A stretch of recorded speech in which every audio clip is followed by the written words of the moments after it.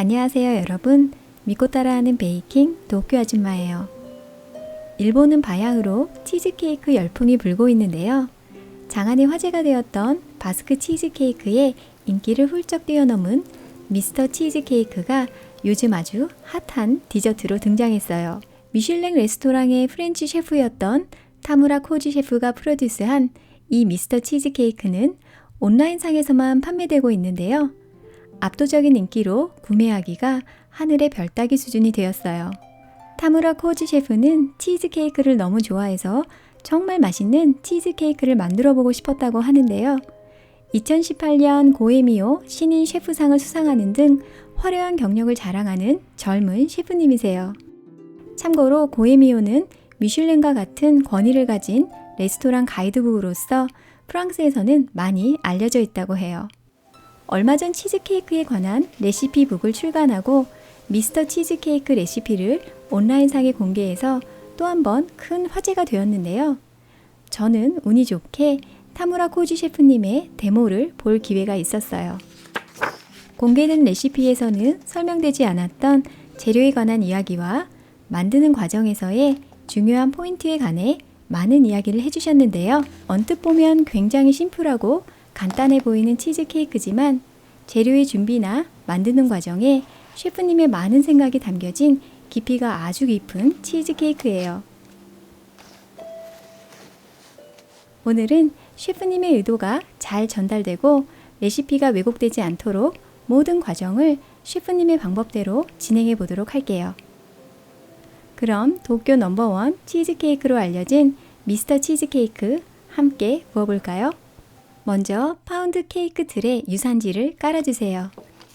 오늘은 밑면과 옆면을 각각 따로 준비할 건데요. 밑면은 영상과 같이 틀의 밑면에 맞게 접은 후 길이가 긴 쪽의 옆면이 약 1cm 정도 올라오도록 재단을 해주세요.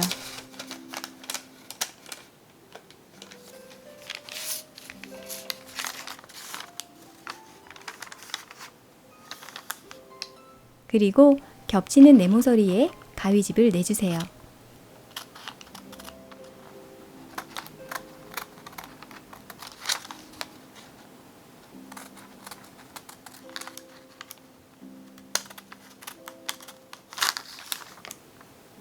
옆면의 유산지도 영상과 같이 길이가 긴 쪽의 옆면에 맞추어 접은 후 길이가 짧은 쪽의 양 옆면을 약 3분의 2 정도 덮을 정도의 길이로 유산지를 2장 재단해 주세요.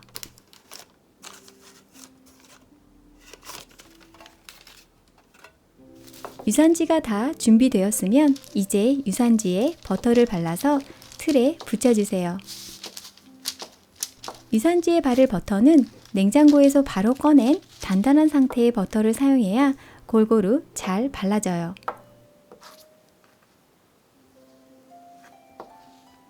버터가 잘 안 발라진 부분은 영상과 같이 손으로 잘 펴서 발라주세요. 오늘 레시피에는 버터가 들어가지 않는데요. 유산지에 버터를 발라서 사용하게 되면 오븐 안에서 버터가 녹으면서 치즈케이크에 은은한 버터의 향이 스며들게 되어 한층 풍미가 좋은 치즈케이크를 만들 수 있어요. 이 작업은 생략하셔도 되긴 하지만 고급진 케이크로 구워보고 싶으시다면 번거로우시더라도 꼭 한번 시도해보세요.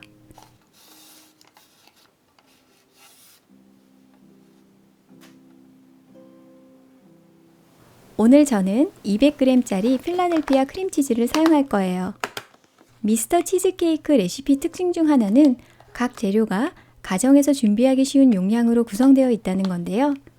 마트에서 판매되는 크림치즈는 보통 200g씩 포장되어 있기 때문에 크림치즈 용량을 200g으로 맞추어 레시피를 구성했다고 해요. 제가 본 데모에서는 일본 QBB사의 크림치즈를 사용했지만 끼리 크림치즈를 구할 수 있으면 추천한다고 하셨어요. 설탕은 100g을 계량해 주세요.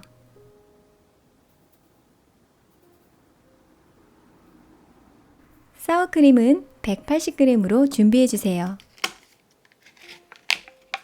저는 180g으로 포장된 사워크림을 준비했어요. 일본에서 사워크림은 90g, 또는 180g 단위로 포장되어 판매되기 때문에 사워크림도 180g으로 구성했다고 해요.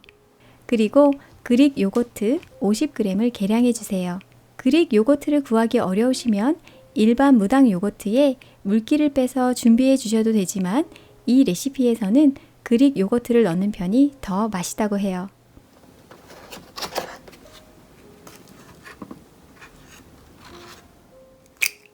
달걀 2개는 풀어서 준비해 주세요.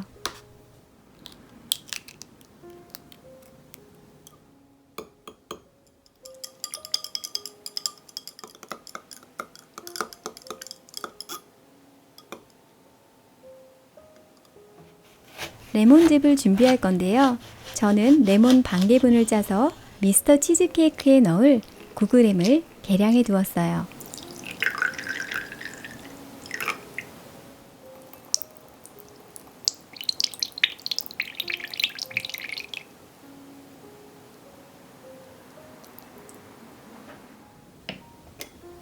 옥수수 전분 20g을 계량해 주세요.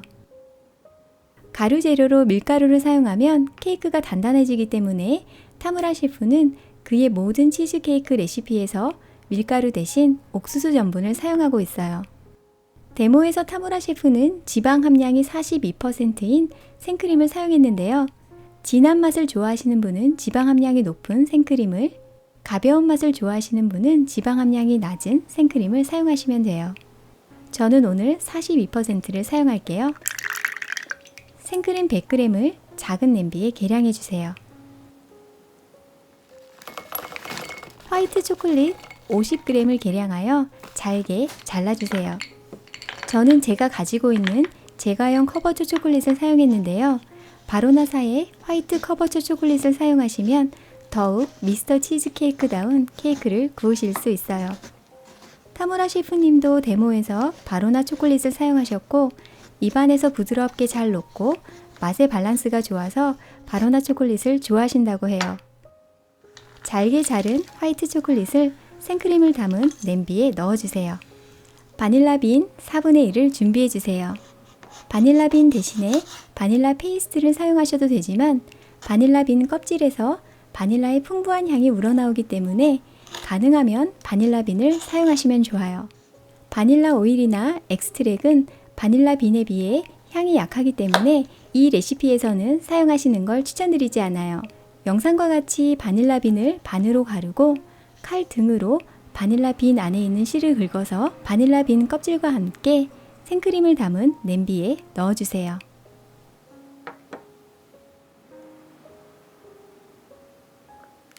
마지막으로 통카빈 반쪽을 갈아서 넣어줄 건데요.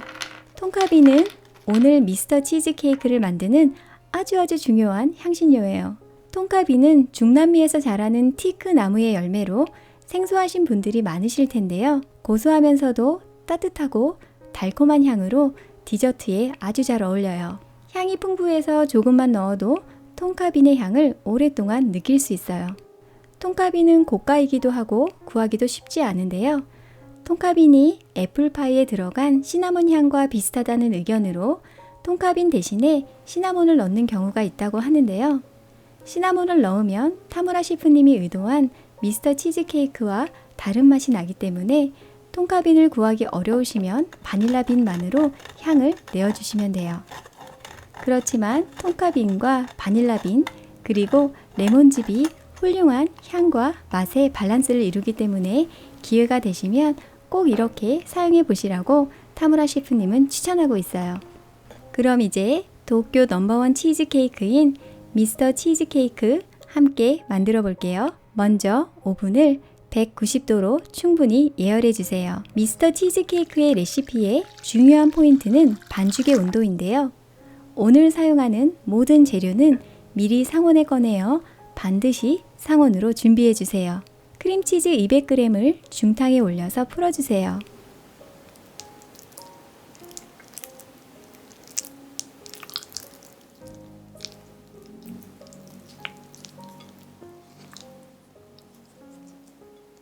크림치즈가 살짝 풀리면 설탕 100g을 넣고 고무주걱으로 잘 섞어주세요. 크림치즈와 설탕이 영상과 같이 어느 정도 잘 섞였으면 고무주걱을 휘퍼로 바꾸어서 크림치즈가 덩어리 없는 매끄러운 상태가 되고 반죽의 온도가 약 37도에서 40도 정도까지 될 때까지 섞어주세요. 반죽의 온도를 이렇게 올리기 위해서는 끓자마자 뜨거운 물을 중탕으로 사용하시는 게 좋아요. 이렇게 반죽의 온도를 올리는 이유에 대해서는 영상 마지막에 설명드리도록 할게요. 반죽의 온도가 37도에서 40도 정도로 올라갔으면 중탕에서 내린 후 한쪽에 놓아주세요. 이제 사워크림 반죽을 만들어 볼게요. 상온에 두었던 사워크림 180g을 볼에 옮기고 그릭 요거트 50g을 넣어주세요.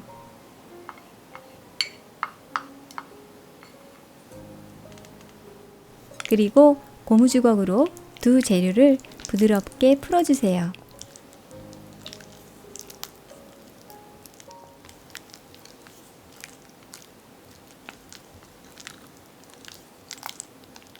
풀어놓은 달걀 2개를 3번에 넣어가며 넣을 때마다 모든 재료가 완전히 섞이도록 휘퍼로 잘 섞어주세요. 재료를 섞을 때에는 이렇게 단단한 재료에서 부드러운 재료 순서로 2~3번에 나누어서 섞어주어야 재료를 매끈하게 잘 섞을 수가 있어요. 사워크림 반죽을 이렇게 따로 만드는 이유는 크림치즈 반죽에 넣어 온도를 약 40도로 올려주면 반죽이 분리되기 때문이라고 해요. 그리고 준비해 놓은 레몬즙 9g을 넣고 섞어주세요. 마지막으로 옥수수 전분 20g을 넣고 휘퍼로 섞어주세요. 옥수수 전분을 체에 치지 않아도 덩어리 없이 잘 섞이니 걱정하지 않으셔도 돼요. 반죽이 매끄럽게 잘 섞였으면 한쪽에 놓아주세요. 작은 냄비에 계량해 놓은 생크림을 불에 올리고 고무주걱으로 저어가며 가장자리에 거품이 살짝 올라올 정도까지 끓여주세요.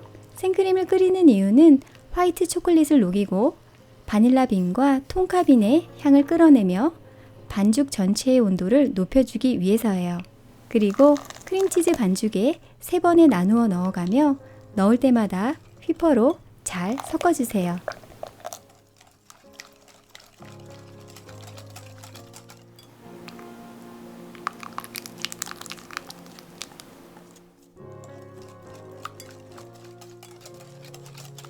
반죽이 매끄럽게 잘 섞였으면 사워크림 반죽을 3번에 나누어 넣어가며 넣을 때마다 휘퍼로 잘 섞어주세요.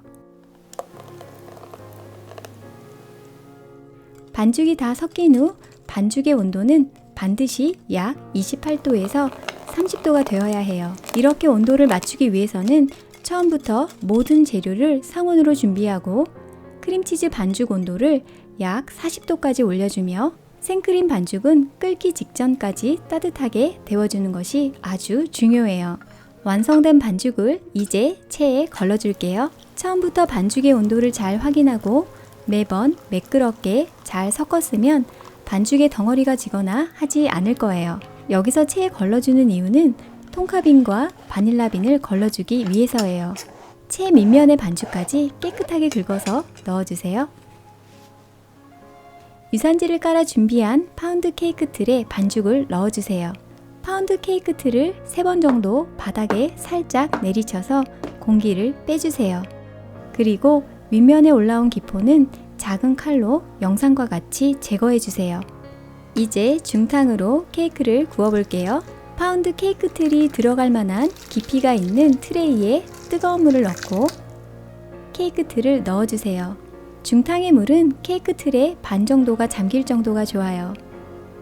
타무라 셰프는 안전상의 이유로 중탕의 물은 오븐으로 케이크 틀을 옮긴 후 부어줄 것과 이렇게 중탕으로 구울 경우 오븐팬을 사용하지 말고 오븐 바닥에 트레이를 넣고 구워달라고 당부하셨어요. 오븐에 케이크를 넣은 후 오븐 온도를 180도로 내리고 25분간 구워주세요. 25분 후 오븐 온도를 150도로 내리고 20분간 구워주세요. 20분 후 케이크를 꺼내어 케이크의 색깔 및 상태를 확인해주세요. 온라인에 공개된 레시피나 출간된 레시피북에서는 150도에서 20분을 마지막으로 케이크를 꺼내게 되어 있지만 가정용 오븐을 사용한 타무라 셰프의 데모에서는 윗면의 색깔이 잘 안 나온 관계로 160도에서 10분을 더 구워주었어요. 저도 150도에서 20분 구운 것만으로는 케이크의 색깔이 제대로 나오지 않아 160도에서 10분을 더 구워주었어요. 여러분도 구우실 때 케이크의 상태를 꼭 확인하시고 오븐의 온도와 굽는 시간을 조절해 주세요. 톰카빈과 바닐라 향으로 가득한 고급진 미스터 치즈케이크가 완성되었어요. 이 케이크는 오븐 안에서 부풀지 않도록 레시피를 구성하였다고 하는데요. 윗면이 살짝 올라와 있으면 올라온 부분이 가라앉을 때까지 상온에서 식힌 후 얼음물에 약 20분에서 30분 정도 틀채 넣어서 남아있는 열을 식혀주세요. 그 후 냉장고에서 하룻밤 정도 또는 적어도 4시간 정도 완전히 식혀주세요. 겉은 식었어도 안쪽은 아직 따뜻한 상태이기 때문에 적어도 2시간 정도는 랩으로 윗면을 싸지 않는 게 좋다고 해요. 하룻밤 정도 숙성시킨 케이크를 냉장고에서 꺼내어 이제 케이크를 틀에서 떼어줄게요. 뜨거운 타올로 틀을 감싸서 유산지에 바른 버터를 녹이고 영상과 같이 유산지의 끝부분을 잡고 살며시 케이크를 꺼내주세요.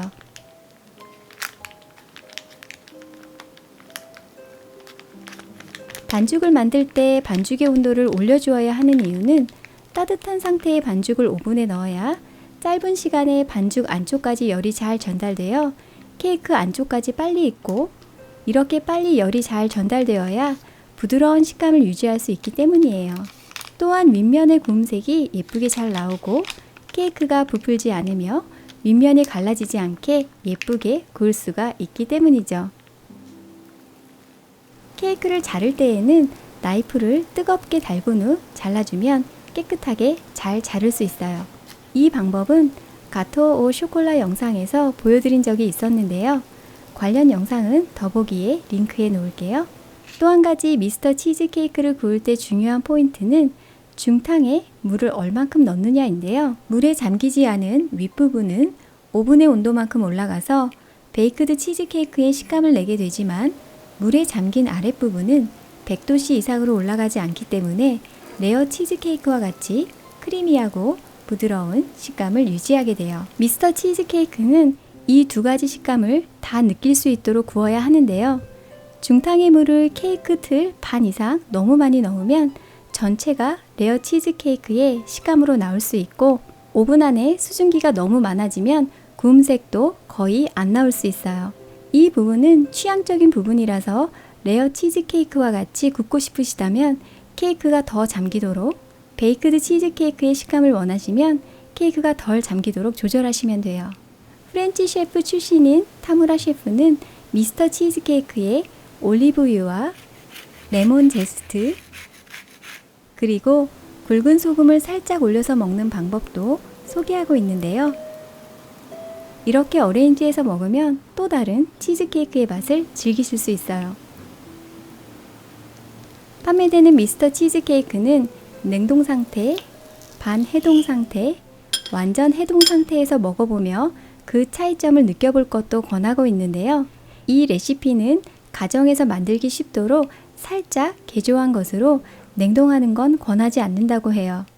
이 심플한 치즈케이크에 타무라 셰프님의 많은 경험과 노력이 담겨져 있다고 생각하니 레시피를 정말 소중히 잘 사용해야겠다는 생각이 들었어요. 여러분도 미슐랭 셰프님의 많은 경험과 지혜가 담긴 고급진 미스터 치즈케이크 가정에서 꼭 구워보세요. 그럼 저는 맛있는 이야기로 다음 시간에 또 찾아뵐게요.